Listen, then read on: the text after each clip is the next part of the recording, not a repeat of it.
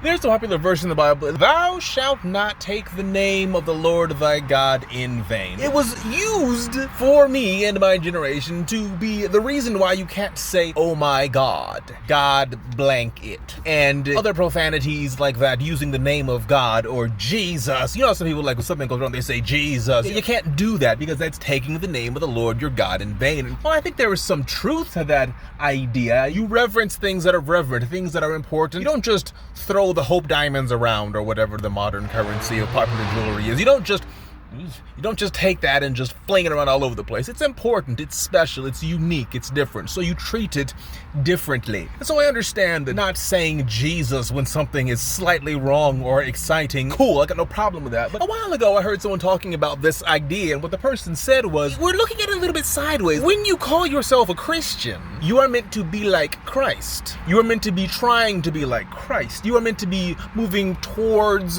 whatever that specific thing is. You're meant to be growing closer to that idea, that ideal. And to say that I am a Christian and to behave in ways that are not like Christ would be, in fact, taking the name of the Lord your God in vain. And that's all fantastic, and I'm totally on board and agree with that. But about 15 seconds ago, it occurred to me that there's something else we've been missing about this verse.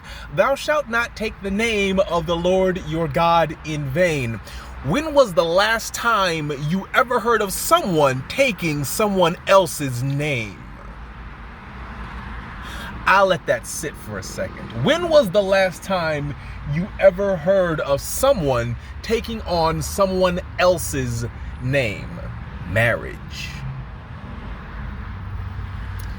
The idea of being a Christian, the idea of following Christ, the idea of being in a relationship with Christ is not a name-only thing. It's not a behavior-only thing. It is literally a spiritual marriage. And that is interesting.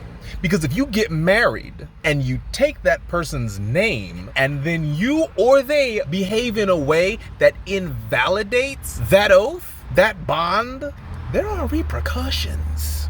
There are consequences. Emotional, mental, psychological, spiritual consequences. This verse isn't only implying the idea that you shouldn't just run around saying, "Oh my God." It's way deeper than that.